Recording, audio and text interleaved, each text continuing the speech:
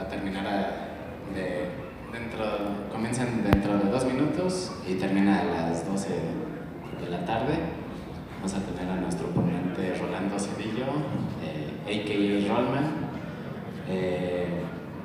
Y bueno, durante la plática él me pidió que si lo pueden, bueno, más bien si lo quieren interrumpir, alcen la mano, por favor, para que les acerquemos el micrófono y todos escuchemos las dudas, pues que tengan comentarios, etc. Le dejo el micrófono, gracias por venir. Muchas gracias. Adelante. Gracias. Bien, muchas gracias. Buenos días.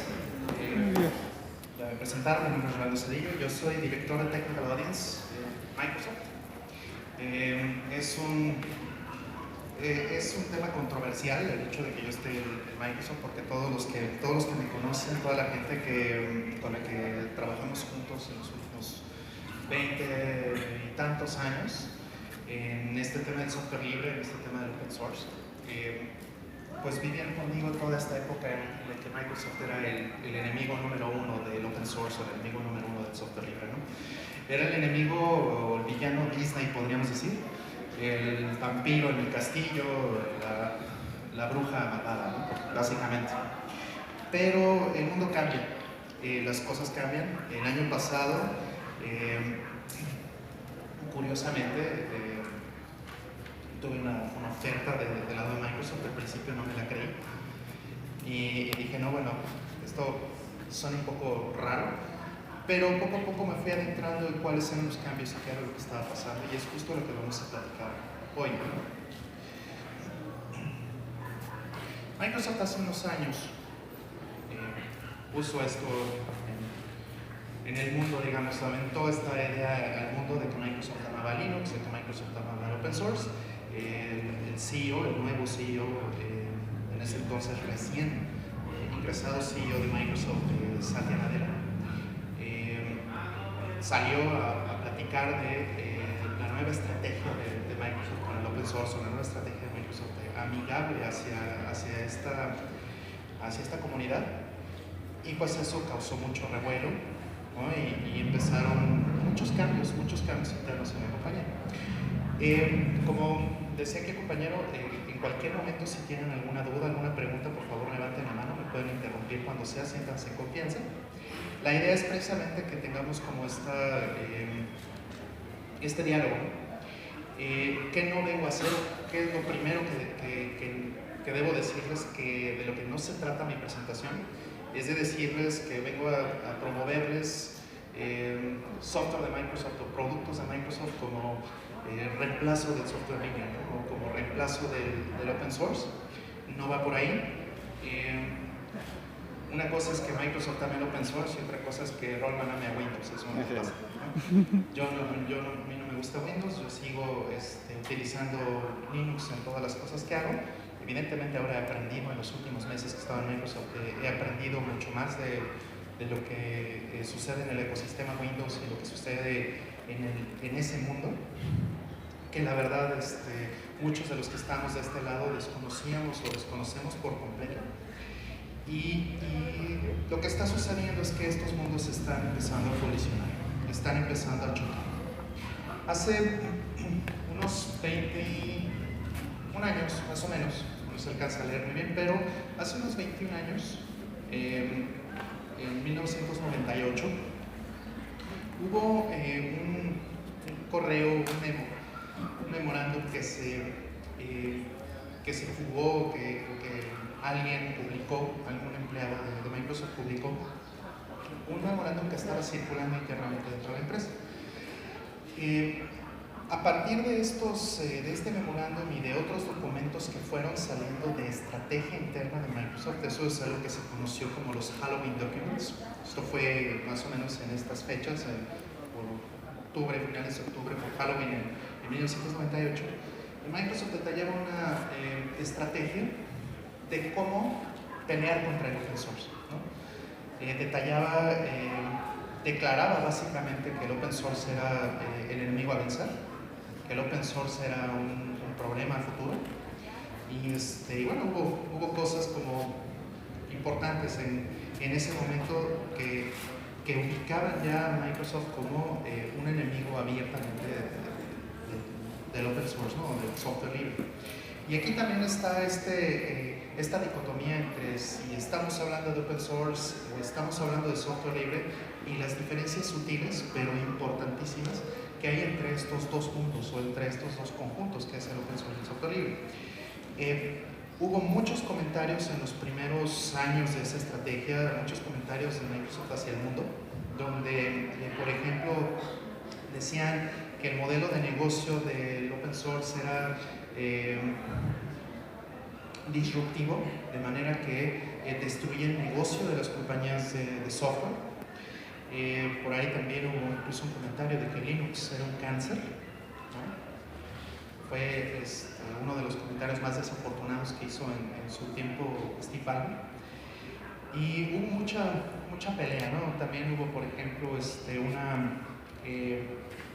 una situación donde Microsoft liberó un sitio con un recién lanzado Windows 2000 diciendo, miren cómo Windows 2000 puede ser más rápido y más poderoso que lo que hay en el open source, en el software libre, que es Apache con Linux.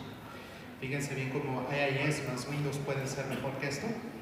Y eso dio pie a una respuesta muy fuerte del lado de la comunidad, unió a la comunidad, o sea, finalmente teníamos un enemigo común todos, y el unir a esa comunidad nos permitió superar las métricas que ellos presumían, las métricas que presumía Microsoft, y también pasaron otras cosas como que Microsoft puso un sitio para decir, miren cómo nuestro software es seguro, para presumir, digamos, que su software era muy seguro, o esa versión de su software era muy seguro, y bueno, pues lo hackearon en 20 minutos. Mientras que hubo otro reto del lado del open source, del lado del software libre, diciendo, aquí está el sitio, que les voy a poner un Apache con Linux, y es más, les doy el password de root, hackeenme. Pues nadie podía. Entonces, fue muy interesante que pasaron ese tipo de cosas, hubo una pelea muy fuerte entre el open source y todo esto, lo cual a nosotros como comunidad, como les menciono, nos unía y nos daba más fuerza. Teníamos un enemigo a vencer. Pero poco a poco fueron cambiando las cosas, el mundo cambia. En la década pasada,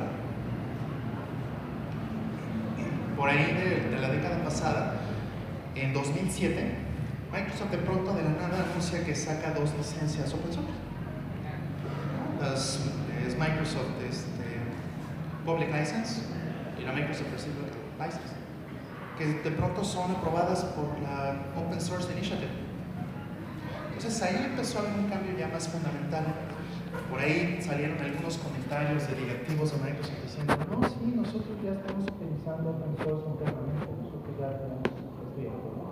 También es muy sabido que en Windows 95 y en otras versiones de sistemas operativos de Microsoft se usaban componentes de BSD, del sistema operativo y del proyecto de Berkeley Software de la Universidad de Berkeley. Se sabe que eso ya se usaba. Microsoft en realidad tenía más problema con la GPL que con otras licencias libres, que con el MIT o con las licencias de Berkeley, porque la GPL tiene pues unas restricciones más fuertes, y eso nos lleva al punto precisamente de la diferencia entre el open source y el software libre. El software libre, la definición es una definición que es mucho más rigurosa que la del open source, es mucho más dura, ¿no? Habla de libertades que se le tienen que dar al usuario, habla de libertades que tiene que tener la persona que puede tener acceso a la tecnología de software libre. Pero eso no es siempre compatible con el mundo comercial, por ejemplo. No es siempre compatible con el mundo donde hay regulaciones. Entonces lo que sucede es que las empresas tienden a hablar de open source en lugar de hablar de software libre. El software libre en realidad está más acercado y debería estar más cercano a un tema de derechos humanos, ¿no? Mientras que el open source habla de un modelo de colaboración, habla de un modelo de desarrollo, habla de mejor software, ¿no? Habla de tecnología. Son discursos muy diferentes. Entonces, bueno, ha cambiado mucho. Aquí está la foto donde está el CEO de Microsoft, Satya Nadella, ya poniendo Microsoft Loves Linux, detrás en su pantalla, hablando de esto. A partir de 2014, que empezó a trabajar Satya en Microsoft, empezaron a pasar muchas cosas. De pronto, Microsoft se vuelve patrocinador de la Open Source Initiative, ¿no? De este grupo, de esta entidad que es la que valida las licencias de Open Source. De pronto se unen a Linux Foundation. De pronto pasan muchas cosas. Una de las cosas más importantes y que para mí fue un factor decisivo en decir, ok, Microsoft sí está haciendo cosas en serio con el Open Source, fue que hubo un suceso el año pasado, en octubre, que Microsoft se unió a una cosa que se llama la Open Invention Network. ¿Qué tan importante es eso? ¿Qué tan relevante es? Es algo que está en las noticias y que no ha permeado, o es algo que la gente todavía no se da cuenta de la gran importancia que tuvo. Y la manera en la que yo lo podría explicar es así. Hace unos 5 años, Tesla, que seguramente muchos de ustedes conocen o saben de Elon Musk, del CEO de Tesla, de esta compañía de autos eléctricos, Tesla tenía una pared en las oficinas, en las oficinas corporativas, tenía una pared llena de todas las patentes que fue desarrollando Tesla sobre la tecnología de autos eléctricos y las baterías, etc. Todas esas patentes. Hace unos años, en el 2015 más o menos, Elon Musk lo que hizo fue un día decir, quítame todas esas patentes, quítame toda esa pared, vamos a licenciar en el espíritu del open source, y así lo dice su comunicado, tal cual, vamos a licenciar todas las patentes para quien las quiera. Esto es, las patentes, su diferenciador de negocio, su propiedad intelectual, es decir, tómela, mis competidores, Ford, Toyota, quien quiera poder trabajar con estas cosas, lo puede hacer a partir de hoy. Todas nuestras patentes pertenecen, ¿no? All your patents are related to you, dice, ¿no? En una referencia clara al videojuego de Zero Wing. Eso fue un movimiento muy importante. ¿Por qué es importante? ¿Por qué alguien como Elon Musk puede hacer eso? Obviamente, mucha gente sí le dijo, estás loco, estás lanzando tu diferenciador, este es tu modelo de negocio, esto es lo que hace a Tesla único. Lo estás aventando al mundo, ¿no? Se lo estás regalando a quien quiera, ¿no? A quien quiera tomarlo. Y la razón es muy clara. No va a haber una transformación en el mundo hacia los autos eléctricos si solo una compañía o solamente una entidad pequeñita tiene el poder o tiene el control de esa tecnología. Elon Musk está pensando más en el beneficio social. Elon Musk está pensando más en una comunidad. Está pensando en que si todos tienen la capacidad de desarrollar lo mismo, al final no se trata de decir tengo más un pedazo del pastel, ¿no? Se trata de hacer un pastel más grande, ¿sí? Son cosas muy diferentes. Y de eso se trató exactamente de eso se trató el hecho de que Microsoft se haya unido al Open Invention Network. Microsoft se une al Open Invention Network y licencia 60,000 patentes directamente al Open Invention Network, que es una organización que se dedica a proteger al Open Source. Entonces, en ese momento es cuando de repente yo personalmente dije, aquí está pasando algo. Aquí sí estamos siendo honestos con el tema del open source, ¿no? No es simplemente marketing. Ajá. Y hay muchas realidades que llevan a eso. No se trata de decir solamente hay un beneficio social. Sí, por supuesto que hay un beneficio social en liberar todas esas patentes, en decir vamos a ser parte de esta comunidad. Claro que hay un beneficio social y es importantísimo para todos, pero también es un tema de negocios. Y vamos a hablar un poquito de eso. Hace un mes y algo, Richard Stallman estuvo en Microsoft, dio una plática en Microsoft. Eso, por supuesto, también fue, cimbró a toda la comunidad del open source y del software libre, diciendo cómo Richard Stallman está dando una plática en Microsoft. Y le hicieron una entrevista, fue de hecho su última entrevista como el presidente de la Free Software Foundation. Richard Stallman acaba de renunciar tanto al proyecto de GNU como la Free Software Foundation y al MIT por todas estas muy desafortunadas cosas que dijo y toda la situación terrible en la que lamentablemente se envolvió. Pero bueno, dejando esa parte de lado, que bueno, ya es un tema más personal de él, la parte que sí es importante y que sigue siendo muy rescatable de Richard Stallman, pues es el trabajo y el liderazgo que nos dio en la comunidad del software libre. En el momento de ir a Microsoft, lo que él decía y le preguntaban en esta entrevista, ¿por qué fuiste? ¿Por qué te acercaste a esta empresa? ¿Realmente crees en ellos?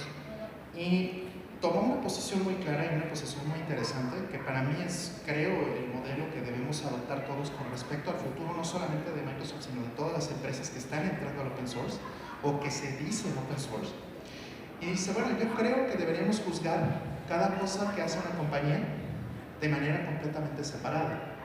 Si una compañía hace esto que es injusto, bueno, pues se le condena, se le castiga, pero si hace esta otra cosa que es útil, que es buena, no me gustaría mezclarlas.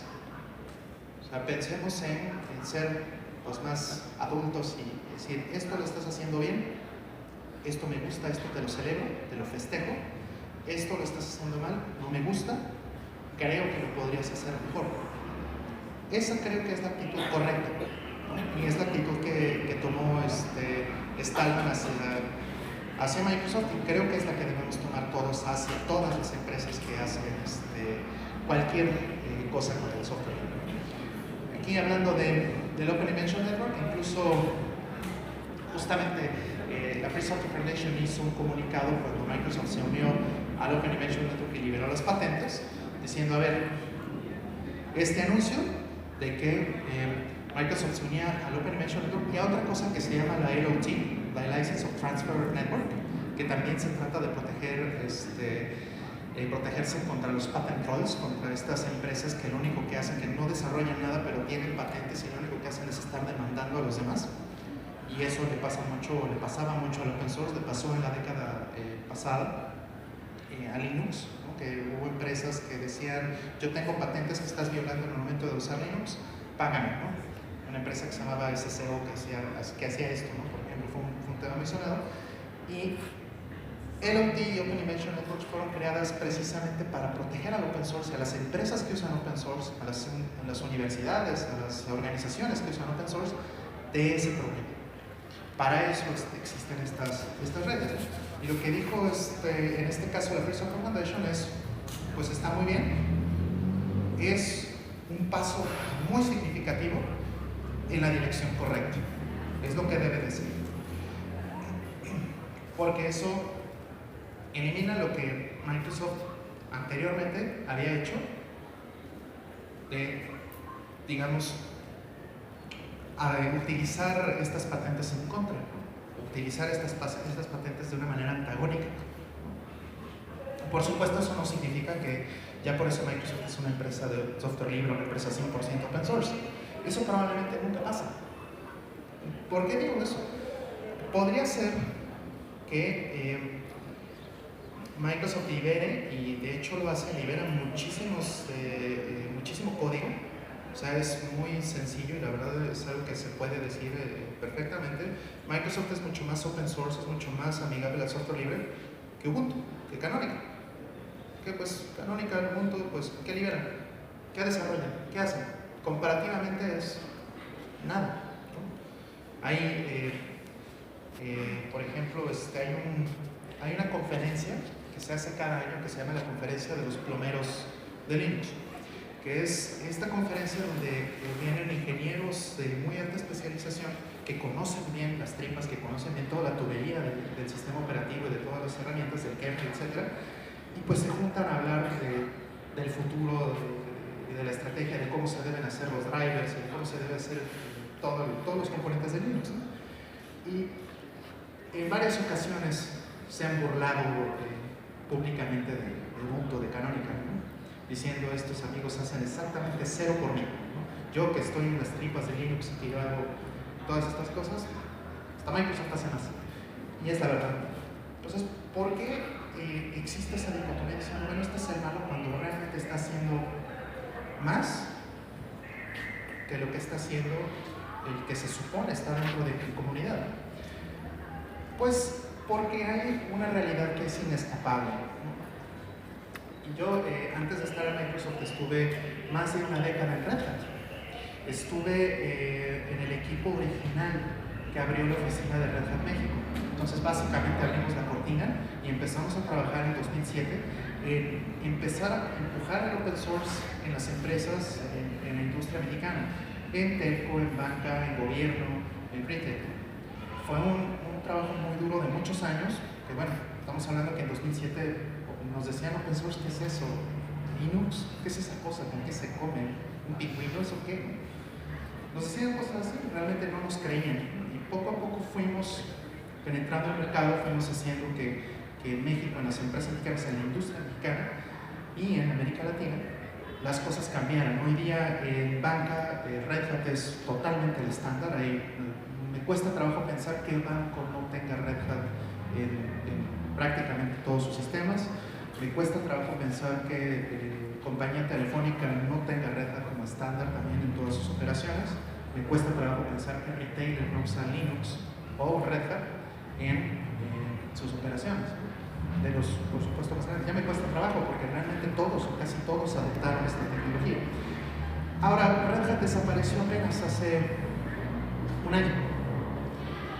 Todavía existe la empresa, todavía existe la marca, pero básicamente la compraron, IBM compró a Red Hat y la desapareció del mercado público. Ya no existe la acción de Red Hat, ya no existe Red Hat en la bolsa, ya no cotiza.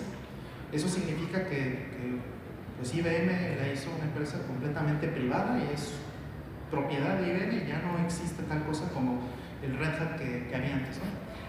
Ahora, eso me recordó inmediatamente a un artículo que yo leí hace 5 años. Este artículo de Peter Levine, que era el CEO de SenSource. SenSource era una compañía que hizo uno de los primeros hipervisores de Linux, que se llama Zen.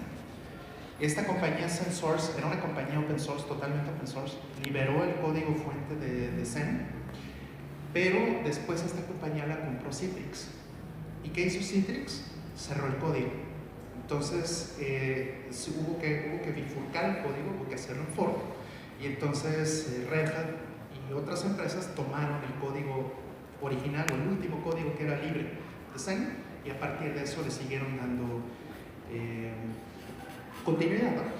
La gente de SenSource, o los ingenieros más interesantes o más importantes, los de más talento, se salieron, formaron una nueva empresa en Kubernetes, que fue la que hizo el hipervisor que hoy utilizamos en Linux, que es KVM. Y esa compañía, igual, pequeñita, en lugar de que la comprara alguien más, alguien que no era open source, como en el caso de Citrix, a esta empresa la comprara Red Hat. Entonces todos los empleados de Kubernetes, todos los que hacían KVM, básicamente ya les pagaba Red Hat para que siguieran haciendo el mismo trabajo.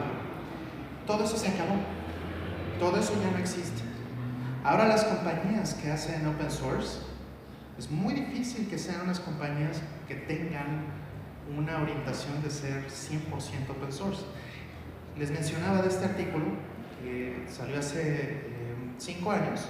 Peter Levine, el ex CEO de SenSource, decía: ¿por qué nunca va a existir otro Red Hat? ¿No? De hecho, le cambiaron el título a este artículo. Anteriormente decía: así que tú quieres ser el siguiente Red Hat. Ajá. Era un poco más sarcástico el título original, pero en la realidad, bueno, estamos hablando de 2014. En 2014, cuando todavía ni siquiera estaba el CEO de Microsoft, cuando todavía ni siquiera existía la foto esta que les mostré, donde está Satya diciendo que Microsoft daba Linux. Esto fue bastante antes. En este artículo, Peter Levine pone precisamente una gráfica donde está Microsoft. Microsoft ni siquiera figuraba en el open source ahí, seriamente, ¿no? No había pasado todo esto. Y si alcanzan a ver, Microsoft en ese entonces era una empresa que valía $300,000 millones en el mercado. En ese entonces, hoy vale un poco más de 3 veces más que eso. Y abajo están Oracle, Amazon, VMware, y hasta el final está Red Hat. Red Hat apenas aparece en la gráfica. Apenas aparece. Digo, yo que estuve ahí tantos años, les puedo decir, para mí era un gran logro decir: vamos a hacer un proyecto de no sé, un proyecto para el gobierno, ¿no? Que es de un par de millones de dólares, ¿no? 3, 4, 5 millones de dólares eran proyectos que nosotros veíamos como gigantescos, ¿no? Transformadores para la compañía. La compañía crecía 2 veces o crecía 3 veces y teníamos un solo proyecto de estos, ¿no? en México. Y pasó. Justo en ese año yo estaba en un proyecto de ese tamaño en el gobierno mexicano. Pero en este mismo proyecto del gobierno mexicano, cuando mi pedazo del pastel en ese proyecto era de 4 millones de dólares, enfrente tenía otra de estas empresas, no les puedo decir quién, sabemos que no es Microsoft porque Microsoft no estaba metido en eso, pero uno de estos estaba ahí y tenía como 30 millones de dólares en el mismo proyecto, ¿no? Vendiendo cosas y vendiendo tecnología que la verdad no eran para nada lo que estaba dando Red Hat. O sea, pasaba mucho y sigue sucediendo todavía. Sé que muchos de los que hayan trabajado en open source pueden llegar a ver este fenómeno. Muchas empresas, organizaciones gastan un dineral en tecnología porque es conocida, ¿sí? Y ponen un porcentaje al final que es el que se queda el open source o el que se queda las empresas que dan servicios de open source. Y al final este pequeño porcentaje termina resolviendo muchos de los problemas que las otras compañías con sus proyectos y con sus tecnologías carísimas, enormes, no resolvieron, ¿no? Hay un pegamento ahí, hay una realidad que no está cuajando, que no está conectándose. Y eso es muy disruptivo hoy, porque hoy que sí nos estamos moviendo al open source, estamos transformando las empresas. Y ahorita voy para allá, precisamente. Entonces, esto es hace 5 años. Si nosotros actualizamos esta gráfica, cuando todavía Red Hat existía el año pasado, Red Hat era todavía más chiquito en comparación, aún cuando Red Hat ha crecido o había crecido 3, 4 veces en esos 5 años, ¿no? O 4 años antes de desaparecer. Simplemente es que Microsoft creció otras 3 veces, Amazon creció otras 5 veces, etc. VMware también se hizo más chiquito, Oracle no ha crecido tanto, ¿no? Pero las diferencias siguen siendo demasiado grandes. El open source como negocio tiene que transformarse porque el mundo se está transformando. Si nosotros vemos la utilización del open source en el mundo, no sé qué sabe, qué contraste, no sé qué le pasó. Bueno, si nosotros vemos el contraste de lo que está sucediendo, lo que dice aquí es que el 90% de las empresas, de las organizaciones en el mundo, están utilizando open source en alguna de sus formas, muchas veces sin saberlo. Eso es una cosa que se ha ido estudiando en los últimos 5 o 7 años, y sabemos que quien tiene la batuta muchas veces de la tecnología que se pone en producción, quien tiene el poder realmente de decisión, es al final el desarrollador, es al final la persona que es la que hace el trabajo técnico. Entonces eso poco a poco va a ir empujando al open source, el software libre, a que el 90% de las empresas en el mundo lo tengan, incluso en pleno desconocimiento de ello, ¿no? Entonces, esa es una realidad, ¿no? Esa realidad también nos dice una cosa, que mucho de ese 90% requiere 2 cosas. Requiere soporte y mantenimiento para el cual no tenemos suficientes manos en la comunidad, ¿no? Y segundo, eso es una enorme oportunidad de negocio. ¿Por qué? Porque eso nos indica que ahí es donde pueden estar los empleos del futuro, de la siguiente década, ¿sí? En ese 90% del cual mucha gente no entiende exactamente qué es el open source y cómo debería de utilizarlo. Asimismo, de que el 90% de las empresas lo tienen, 40%, eso es un poquito menos de la mitad de los CIOs, de la gente que está en los puestos directivos de tecnología, 40% más o menos, dicen que el open source es una estrategia vital para el negocio. O sea, lo están reconociendo más o menos la mitad. Sigue habiendo otro gap, ¿no? Sigue habiendo una brecha entre esa mitad de los que sí lo reconocen y la mitad que todavía no lo reconocen, pero que ya lo están usando. De nuevo, hay una oportunidad enorme de negocio y hay empleos para todos, ¿no? Porque el open source va a seguir creciendo. Y la otra cifra que tengo aquí es que los 60%, eso es más de la mitad de los desarrolladores, quieren utilizar open source en la nube. Quieren utilizar open source en las nuevas tecnologías y en los nuevos modelos que están haciendo. En la nube, ¿no? Cuando todos, igual que con Microsoft, yo mismo hace 5 años me veía hablando pestes de la nube, que decía, bueno, es que la nube nos está envolviendo a todos y se está comiendo prácticamente todo y hay un peligro para el open source en la nube, ¿no? Pues ha pasado más o menos lo contrario. Más bien lo que ha pasado es que las nubes se han ido moldeando a partir de los modelos de open source, han ido adoptando el open source. Y eso me lleva a otro punto, ¿no? En los últimos 20 años, ahorita ya casi estamos en 2020, ya casi pasaron 20 años de la cifra que tengo aquí. Fortune 500, Fortune es una revista que bueno, hace un ranking de las 500 empresas más grandes del mundo en términos de dinero. Fortune 500, este ranking, en el año 2000, pues sufrió un cambio fuerte, tal vez podríamos decir por la situación económica del año 2000, por esta recesión que tuvimos del .com, ¿no? En el año 2000. Y en estos 20 años de que pasó eso, del año 2000 para acá, más o menos la mitad de las empresas, repito, estamos hablando de las empresas, de las 500 empresas más grandes del mundo, ¿no? En términos de negocio, la mitad de estas empresas ya no existen. Estamos hablando de las 500 empresas más grandes, la mitad no existen. ¿Por qué no existen en estos 20 años? ¿Por qué? ¿Qué les pasó a estas empresas? Lo que les sucedió a estas empresas es que no se adaptaron, no se transformaron a lo que hoy tenemos o a lo que hoy necesitamos. Es decir, no hubo una transformación digital. Muchas de esas empresas que eran antagónicas en ese momento, como Microsoft, hacia el open source, pues tienen que cambiar. Se han tenido que transformar a otro modelo porque el futuro es completamente diferente a esto. La realidad hoy es esta. La realidad es que más del 50%, más de la mitad de la nube de Microsoft es Linux. Y estamos hablando de una empresa que empezó con un servicio de nube que era totalmente Windows, ¿no? O casi totalmente Windows. Entonces, poco a poco, eso se ha ido transformando a Linux. Eso no se va a detener.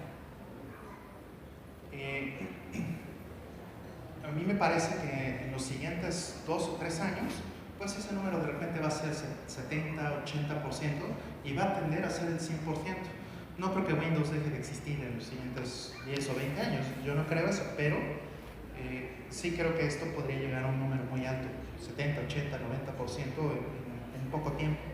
¿Por qué? Porque el Linux ahora está dominando el mundo. No solo domina la nube de Microsoft, domina todas las nubes y domina prácticamente todo. Todos tenemos un teléfono, un smartphone, y todos los que usamos Android, bueno, pues ahí está el kernel de Linux, ¿no? Para empezar. Los que usan iPhone, bueno, está el kernel de FreeBSD, pero pues digo, sigue siendo software libre, ¿no? Sigue siendo open source, dependiendo cómo vean la definición. Y lo que está sucediendo también es que no solamente se trata de Linux, se trata de todas las herramientas y todas las cosas que van encima de esos Linux. Los sistemas de containers, los web servers, las bases de datos, los balancers, los data streamers, Big Data, todo lo que va encima de esos Linux, por supuesto, también tiene que estar en el ecosistema.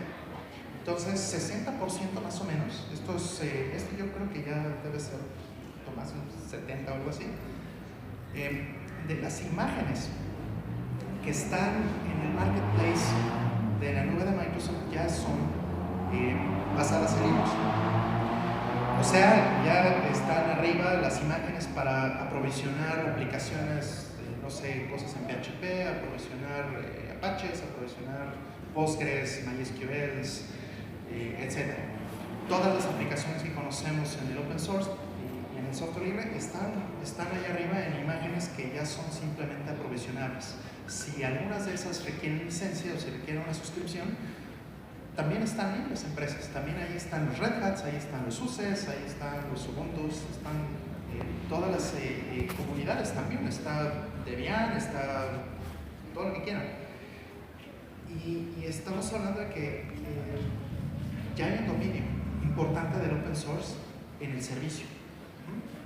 Entonces les repito, yo no creo que Microsoft vaya a convertirse en una empresa 100% open source, porque creo que eso va a ser muy difícil que exista en los siguientes años, por el modelo de negocio, por el simple hecho de que hay que hacer dinero, hay que hacer negocio, y la única empresa que había sido exitosa hasta este momento, que es Red Hat, dejó de existir, ¿no? Entonces, aquí nada más es una sopa de logos de todas las tecnologías que hay soportadas en la nube, open source, y que no tienen en muchas ocasiones ni siquiera un competidor, o ni siquiera tienen un equivalente cerrado o un equivalente comercial. Muchas veces ni siquiera lo tienen, ¿no? Pero lo que sí necesitamos y que no tenemos en muchos de estos casos es el soporte para todas estas cosas. Vamos, yo que estaba en Red Hat se los puedo decir, yo vivía de eso, vivía de darle a la gente no el software, sino todo lo que estaba alrededor del software, los servicios de implementación, las arquitecturas, soporte a las operaciones. Eso es más importante que para el negocio, vamos, es mucho más importante que el código fuente. La gente dice, bueno, yo me puedo bajar el open source y puedo bajar software libre o open source, no me importa, el chiste es que yo lo bajo súper fácil, pero en el momento en que yo lo pongo, algo tengo que hacer, ¿no?, con él. Si se rompe, ¿a quién le pregunto? ¿A quién le pido ayuda? ¿No? ¿Qué hago con los temas de vulnerabilidades? ¿Qué hago con los temas de mantenimiento, ¿no?, upgrades? ¿Cómo hago todas esas cosas sin romper mi operación, ¿no? Sobre todo compañías como bancos, compañías telefónicas, ¿qué hacen con eso? Es muy difícil para estas compañías tener claro lo que pueden hacer con el open source. Necesitan de empresas, necesitan de gente que pueda darle soporte, ¿sí? De nuevo, para mí hay una oportunidad de negocio gigantesca en ello, y es un negocio en el que Microsoft jamás se va a meter a darle soporte a no sé, a Ansible. No, eso es algo que Microsoft no va a hacer. Darle soporte a Apache o darle soporte a alguna de estos, no sé, Hadoop. No, va a darle soporte a un servicio que incluya estos componentes, ¿sí? Pero el componente como tal, la tecnología, eso lo tiene que trabajar gente técnica, que tenga conocimiento del open source, que tenga conocimiento de lo que hay ahí adentro, ¿ok? Bueno. Por último, ¿hacia dónde vamos como data center? ¿Hacia dónde vamos en la tecnología en los siguientes 5 años? En los siguientes 5 años se proyecta que entre el 60 al 80% del cómputo, estamos hablando del cómputo, capacidad de procesamiento, no estamos hablando de servidores o computadoras, no, el cómputo, lo que es el procesamiento, para 2025 se proyecta que entre 60 y 80% va a estar completamente en la nube. Lo primero que yo les preguntaría, a ver si alguien me puede contestar, ¿dónde va a estar el restante entre 20 y 40%? Si casi todo va a estar en la nube, lo que resta, ¿dónde va a estar?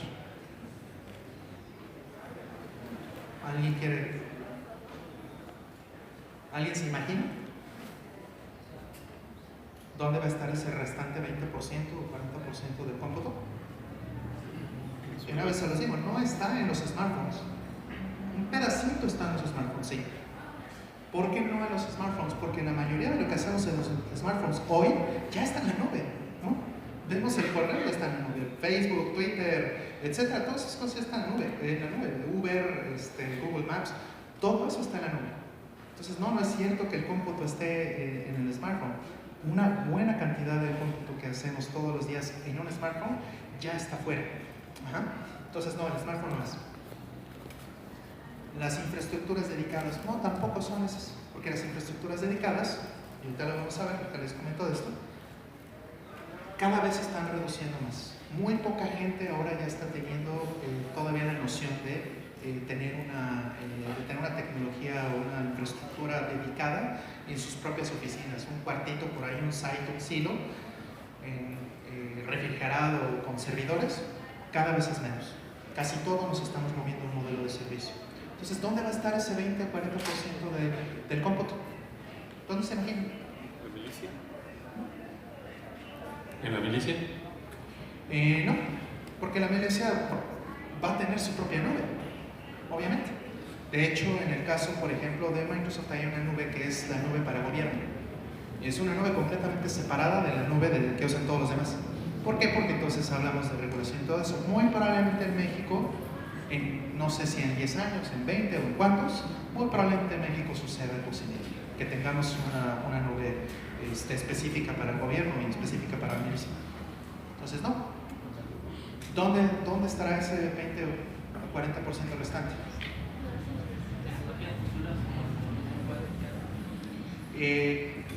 Computación cuántica y todo eso, no, eso igual va a estar en la nube. Simplemente te va a vender alguien, oye, ¿quieres cómputo cuántico? Te lo vendo de $1 por hora. Listo. Las universidades no, tampoco las universidades. De repente sí, en las universidades puede ser que haya un pequeño espacio, ¿no? Donde, por ejemplo, laboratorios de investigación y todas esas cosas, ¿no? Claramente. Pero volvemos al mismo punto, es chiquitito, estamos hablando de un 1%, ¿no? Igual los smartphones estaríamos hablando de un 5%, etc. Ok, las infraestructuras dedicadas otro 1%, 2%. ¿Y el resto? El resto va a estar en lo que llamamos el edge computing, el filo de la red, el internet de las cosas. ¿De acuerdo? Sí lo sabemos. Todo lo que nos vamos a estar llenando de cámaras, sensores por todos lados, todo eso que requiere internet, va a requerir en muchos casos procesamiento local. ¿Sí? ¿Por qué? Porque las redes telefónicas no necesariamente son confiables todo el tiempo, ¿no? El celular, etcétera, ¿no? Dependiendo del lugar donde estás, la señal, mil cosas que pueden suceder. Los autos autónomos, por ejemplo, ¿no? Los automóviles que ya son self-driving, esos, por ejemplo, no pueden ir a procesar algo en la nube. Los tiempos de respuesta tienen que ser en microsegundos y se tienen que hacer en el momento, en el lugar. Entonces esos no pueden irse a la nube como tal. Muchos de esos casos que son el filo de la red, este pequeño pedacito donde conectamos la red con el mundo real, ese filo, es exactamente ahí donde va a estar el 20 al 40% restante. Y no estamos hablando de 5 años necesariamente, estamos hablando que el siguiente año vamos a tener 30.000 millones de dispositivos conectados a internet. Esa es la proyección, y no es una proyección a 20 años, no, estamos hablando ya de unos meses. ¿Okay? Esto ya se está calculando, estamos por los 20 y tantos mil millones de dispositivos conectados, y lo vamos a ver cada vez más en todos lados, ¿no? En esta gráfica se hizo, tengo dos conjuntos, se hizo un estudio sobre las organizaciones en el mundo que ya se están moviendo, o cuál es el estado en el que se están moviendo a la nube. Solamente el 3% de las organizaciones en el mundo, y esto incluye universidades, incluye lugares donde todavía se tienen que tener infraestructuras dedicadas, data centers dedicados y cosas así, solo el 3% de las compañías o de las organizaciones en el mundo, en la academia, no están en la nube.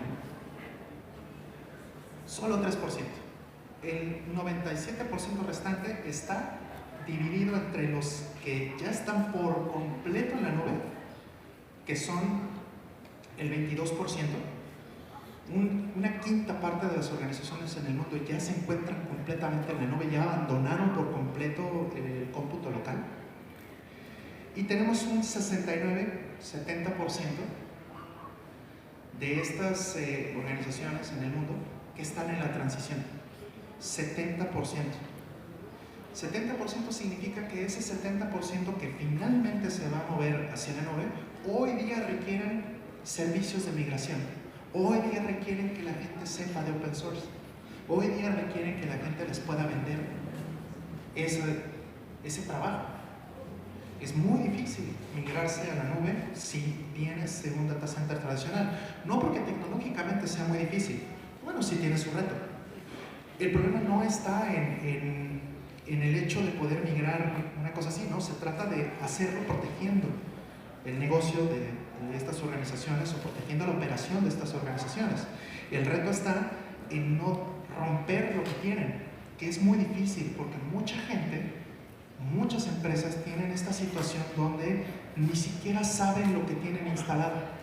¿Por qué? Porque entre compras, ventas de gente, entre que corrieron un sysadmin o corrieron a los developers, o que los developers son súper cochinos, los desarrolladores pusieron IPs directamente en el código hardcodeadas y no hay código fuente de la aplicación, y pasaron años y la gente ni siquiera a veces sabe qué hace la aplicación, a quién le pertenece, pero resulta que es crítica para el negocio.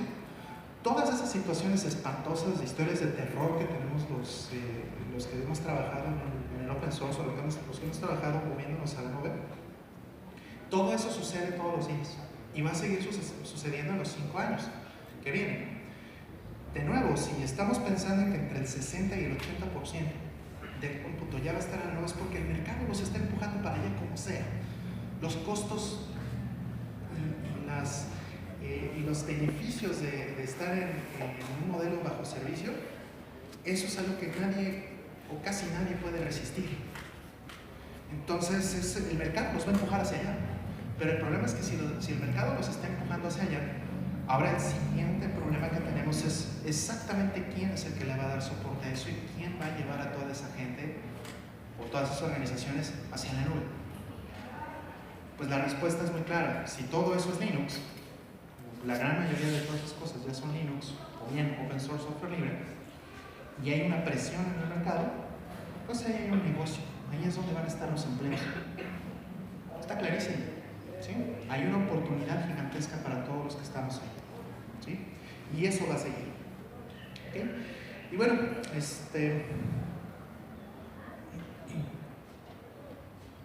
quiero cerrar nada más con un punto muy importante, que es el del software libre. Hablamos mucho de open source. Les mencionaba en un principio que las empresas van a estar más proclives a hablar de open source que de software libre. La razón es esta.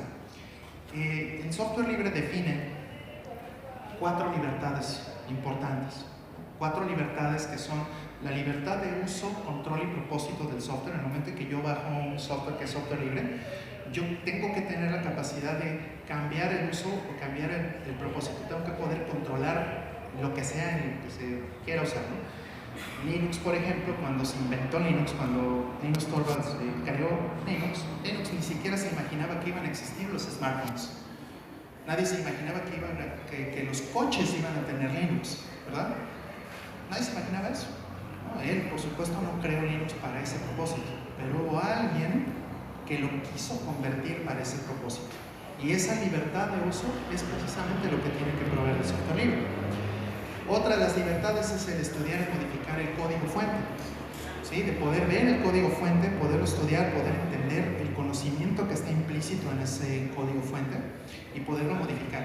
Otra es poder distribuir las copias que estén modificadas. Y ahí es uno de los problemas que tienen las empresas, ¿no? Que muchas veces eso no necesariamente se puede monetizar fácil. Y la otra es la redistribución de las copias de software, no necesariamente las modificaciones o los parches, ¿no? Dos de estas 4 libertades requieren open source, requieren que sea open source. Entonces, por eso hay un empalme muy fuerte. Más o menos entre el 98 al 99% de lo que llamamos open source es al mismo tiempo software libre. Casi nadie hace esta distinción, ¿no? Somos muy rigurosos en la separación, que es una separación muy sutil pero importante, pero no nos damos cuenta a veces o no contabilizamos que casi todo el open source es software libre y viceversa. Por esta razón, porque hay un prerequisito. No puedes ser software libre si no eres open source, ¿no? Pero puedes ser open source sin ser software libre. Por ejemplo, ¿qué cosas no pueden ser software libre realmente? Cosas que se metan con regulaciones, ¿no? Por ejemplo, el código para la programación de mi radio Wi-Fi, ¿no? o el del celular. Ese código, si yo lo libero, podría estar incurriendo en un delito en muchos países. En México, por ejemplo, tenemos la Ley Federal de Telecomunicaciones. Nosotros no podemos reconfigurar nuestros celulares para que tomen frecuencias que están concesionadas a una empresa o a una organización de gobierno. Eso es un delito federal. Entonces, en muchos países yo no puedo distribuir código que permita hacer eso, ¿no? El Wi-Fi o el celular, ¿no? Esa es una de las razones por las que ese código fuente, por ejemplo, no podría ser open source. No podría ser ni open source a veces, ni software libre. O podría ser open source teniendo APIs para poder hacer un trabajo, no sé, de programación de drivers, que es justo lo que sucede en el caso de Linux, pero no necesariamente que puedas llegar a reprogramar el radio porque un componente tiene que quedarse cerrado. Entonces hay software que no puede ser software libre. Y también en software libre estas 4 libertades se pelean con las marcas. Yo no puedo bajar un software de Red Hat, reconfigurarlo, modificarlo y venderlo diciendo que yo soy Red Hat. Yo no puedo hacer eso. Red Hat es una marca registrada. Lo mismo Microsoft, lo mismo Debian, lo mismo Mozilla Firefox, lo mismo todas estas. Entonces el software libre se puede pelear con esas otras cosas. Por eso muchas veces van a encontrarse el discurso de que no somos software libre específicamente, sino open source, aunque la realidad es un poco más turbia. ¿Okay? Bueno, pues ya se nos acaba el tiempo. Más bien, muchas gracias y podemos...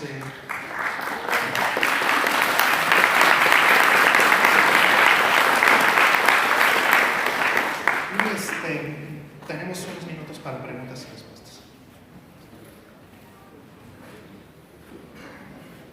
¿Da miedo?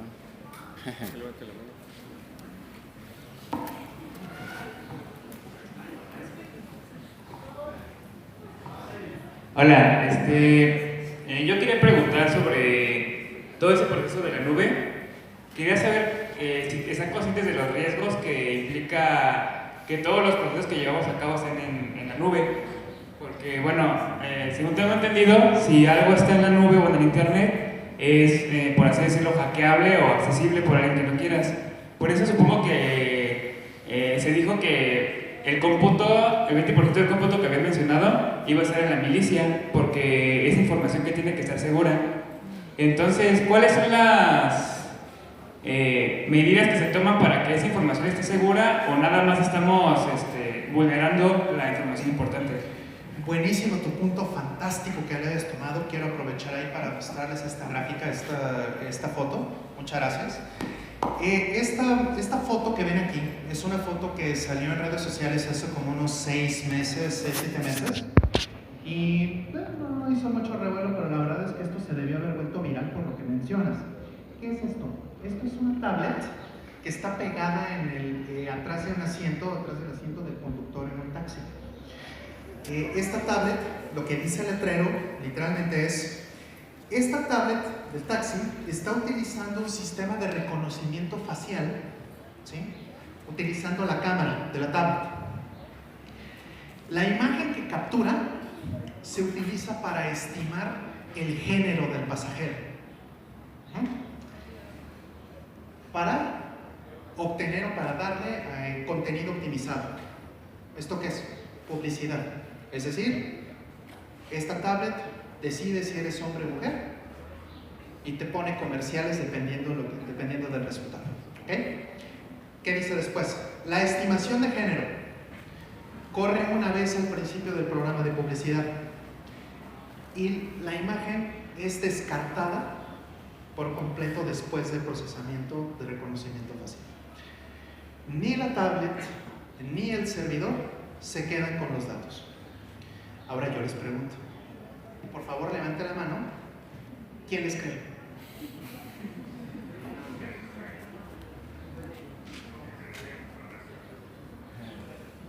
Por ahí dijo uno más o menos, ¿no? Este amigo que acaba de medio levantar la mano diciendo es el que más se ha atrevido a levantar la mano de los 6 o 7 meses que tengo enseñando esto en casi todas mis prácticas. ¿Sí? Nadie levanta la mano con seguridad diciendo yo sí les creo. Nadie lo hace. ¿Okay? Este punto que mencionas es súper importante. Nosotros necesitamos, como usuarios y como desarrolladores, necesitamos exigir la transparencia en el código, necesitamos poder decir que esto sea auditable, ¿no? ¿Cuál es la relevancia del software libre, del open source en esto?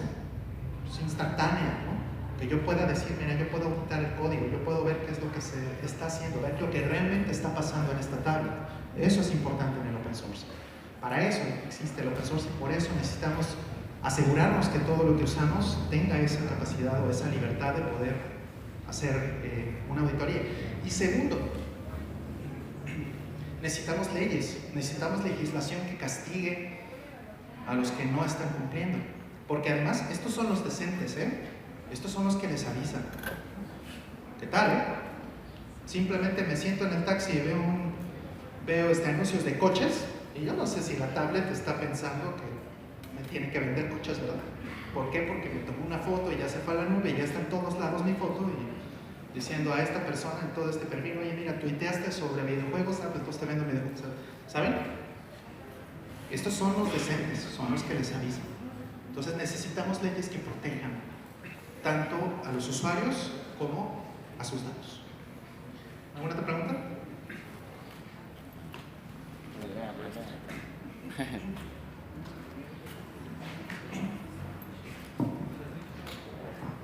Hola, me llamo Federico. Yo también iba a hacer una pregunta parecida, pero en este caso yo creo que hay que tener también como un acto de fe sobre las empresas, porque si desconfiamos de todos, ¿en quién podemos confiar? Entonces, sí, tal vez nosotros impliquemos o que nos van a hackear, nos van a vulnerar, siendo que también nosotros también tenemos doble moral porque desconfiamos de ciertas personas, en este caso de las empresas, pero al rato todas las fotos que tomamos ahorita del Congreso van a subirse a internet, o sea, también somos obras moralistas. Sí. En este caso, pues si queremos un avance en ese tipo de cosas, también debemos de ser abiertos a de que no voy a creer en la empresa planeta de tal para que esos datos pues... Tienes toda la razón, fíjate qué curioso. Tengo esta presentación que se trata del futuro del data center y tengo esta imagen y este texto pegados uno al otro. La pregunta que hizo el amigo y la que hiciste tú pegados en dos slides. ¿Qué es lo que pongo en este slide? En este slide lo que hablo es que hace unos años, hace 2011 más o menos, hubo un paper del Foreign Economic Review que hablaba de la economía de escala del cómputo en la nube.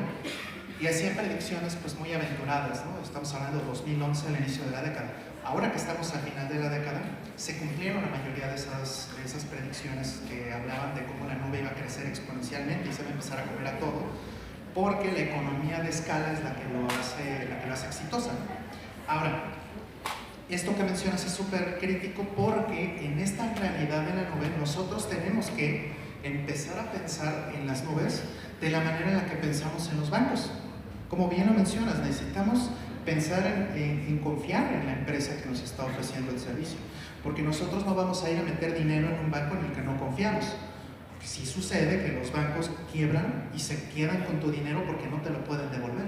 Sí ha pasado, ¿no? Nada más pregunten a nuestros amigos de Argentina, ¿no? Que les ha pasado recientemente.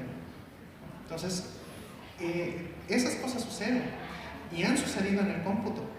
Por ejemplo, TweetPic era una compañía que nació cuando recién empezaba Twitter, hace unos 10 años, y Twitter antes era solo puro texto.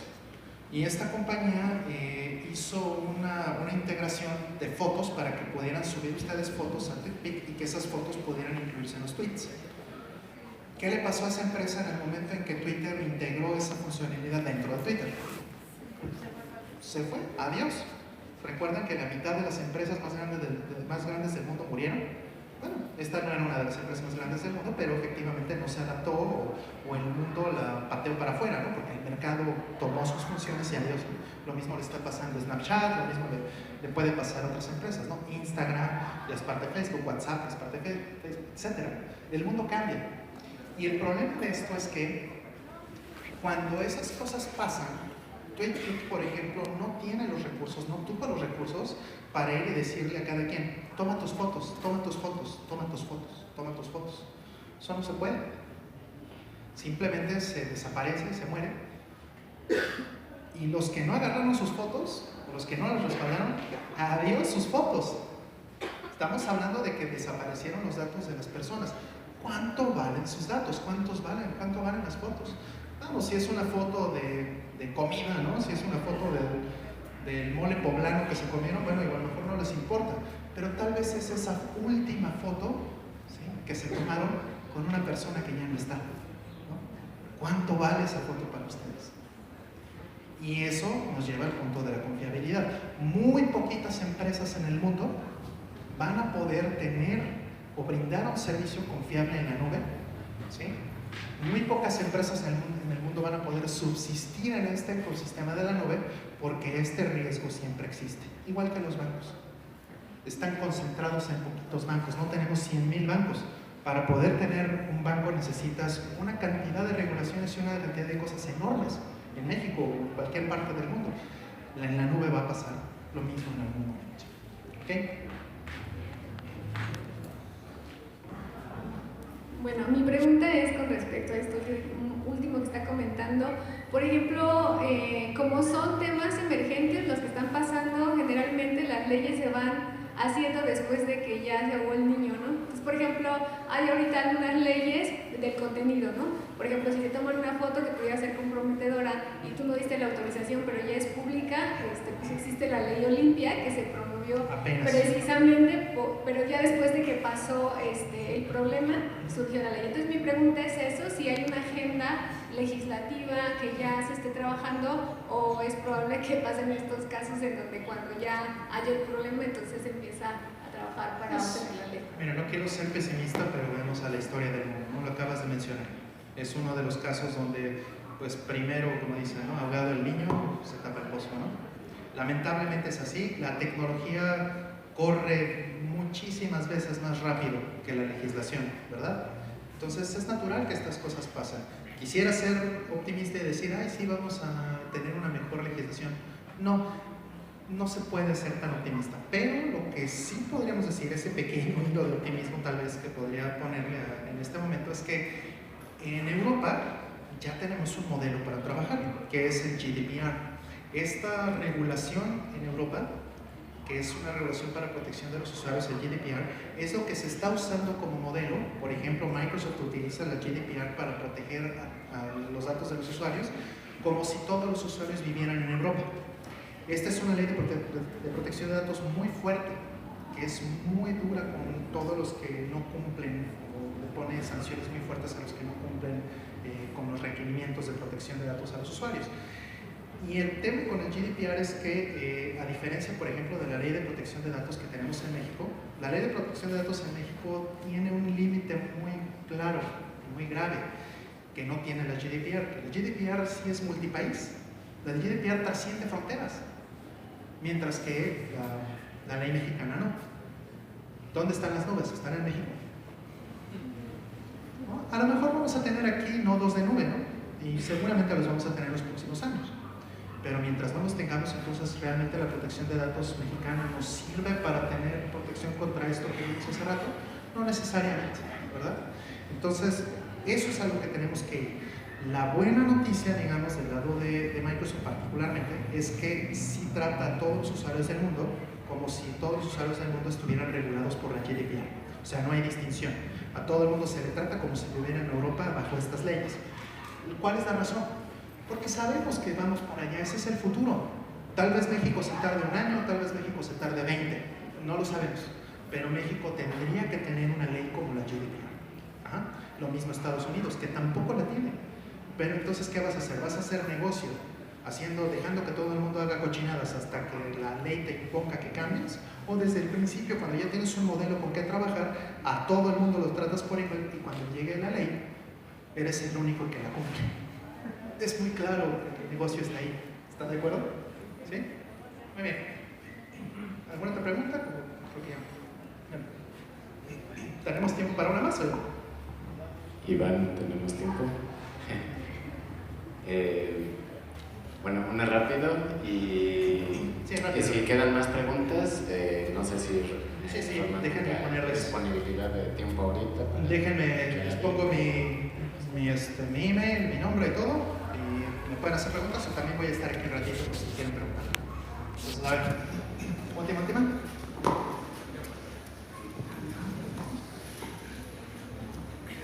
Ok, mira, lo de la protección de datos es una muy buena pregunta en el sentido de por qué las aplicaciones a fuerzas te orillan, independientemente de la marca, es en general, a fuerzas tengas que aceptar. Y no me refiero a los términos y condiciones, me refiero, por ejemplo yo tengo una aplicación para analizar redes inalámbricas, ¿no? De Ubiquiti. A fuerzas me pide que tiene que estar la geolocalización. Sí. Cuando realmente yo no lo quiero, o sea, ¿por qué quieres registrar mi posición? Y de seguro no es tu posición, es de los inalámbricos a los que estás escaneando. ¿Y por qué quieres, no? O sea, hay un negocio. Hay un negocio de por medio. Yo siento que esa es mi pregunta, ¿por qué a fuerzas? O sea, si dices que no, es no y ya. No quiero compartir mi posición. ¿Por qué a fuerzas tengo que darle permiso al acceso a mi cámara? O sea, si no quiero. O sea, claro. Yo quiero tomar fotos, pues para mí. Sí, Y de acuerdo. ahí hay un pequeño detalle con eso de protección de datos. O sea, muchas empresas que lo omiten, ¿no? O sea, les pasan por el arco del triunfo, Sí. por la palabra. Sí, sí. Pero siento que está vulnerando, ¿no? Por el monumento a la revolución, para que sea ofensivo. Sí, entonces eso es la pregunta, porque incluso las cookies, si tú no quieres cookies, ¿por qué a fuerzas me dices que sí? O sea, aceptas si no ves la página. O sea, Claro. esa es la pregunta más importante. Yo siento. Mira, este punto también es muy importante. ¿Por qué las empresas están siendo más amigables con el open source, incluyendo a Microsoft? Porque se está moviendo el modelo de negocio donde desarrollar las aplicaciones ya no es donde está realmente el dinero para empresas como Microsoft o como Amazon o como Google o como IBM, todas ellas, ¿no? Ya no está ahí. Entonces el open source es algo que puede irse y debería de irse hacia las comunidades, ¿no? Hacia las comunidades comerciales, hacia las comunidades académicas, hacia las comunidades de toda la gente que puede desarrollar estas cosas. Los nuevos modelos de negocio ya están orientados a servicio, no a vender software. ¿Estamos de acuerdo? Entonces, en el tema del servicio, el software ya no es la parte más importante. ¿Qué sí es importante en temas de servicios? Los datos. Los datos sí son parte del negocio. El software cada vez lo es menos. Por ejemplo, Google sí les puede decir, oigan, o Microsoft, ¿no? Les puede decir, miren, aquí están nuestras herramientas de inteligencia artificial. Aquí les va el código fuente, ¿no? De mis herramientas de Machine Learning o de Deep Learning o lo que sea, ¿no? Ahí están los TensorFlows, ahí están todas estas cosas que están saliendo. Padrísimo, ahí están tus modelos, ¿no? Pero tus herramientas, ¿no? Pero los modelos con los que entrenan, los datos con los que entrenan a estos robots o a estas herramientas de AI, eso sí no los comparten, ¿verdad? Porque eso sí cuesta mucho dinero también, hay una inversión muy grande en obtenerlos, como bien menciona aquí el compañero. El Wi-Fi, saber dónde estás y saber dónde está tu Wi-Fi es una cuestión importantísima para muchas aplicaciones de negocio, porque si yo tengo esos datos en la Ciudad de México, puedo incluso venderle eso a INEGI, puedo venderlo eso a Uber, puedo venderle eso al mismo Google, puedo vendérselo a otras empresas, ¿no? Google no, antes de hacer Street View, Google no tenía sus propios mapas satelitales, ¿verdad? Eso se los compró a, por ejemplo, a INEGI, ¿no? En el caso de México, o a Naptec o a otras compañías. Eso tiene un valor. Ese sí es el negocio. El negocio está en los datos. El negocio está en eso. Entonces, si nosotros como personas estamos generando datos todo el tiempo, nosotros estamos generando negocios. ¿Qué sucede? Y esto lo ponemos en un plano económico, ¿sí? Nosotros somos millonarios, todos aquí somos multimillonarios. Generar datos no nos cuesta nada. Para nosotros es, genero más datos y no nos importa, ¿no? Es como si tuviéramos muchísimo dinero, se nos cae un billete y nos cuesta más dinero levantarlo que seguir caminando, ¿no? Básicamente eso nos pasa con los datos. Somos multimillonarios de los datos. Pero va a llegar un punto en el que nosotros vamos a ser pobres. ¿Por qué? Porque el control de esos datos va a estar en las manos de alguien más, ¿sí? Y va a estar haciendo negocio, ¿sí? Y si saben dónde estoy, y saben qué estoy haciendo, y si saben todo sobre mi vida, ¿sí? El control ya no es mío.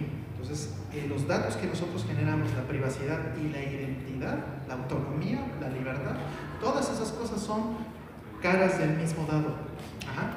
Entonces, por favor, sean conscientes de lo que suben a Facebook, sean conscientes de lo que suben a Twitter, sean conscientes de lo que suben a sus redes, sean conscientes de los términos de condiciones, sean conscientes de lo que les están pidiendo, ¿no? Porque el producto de Facebook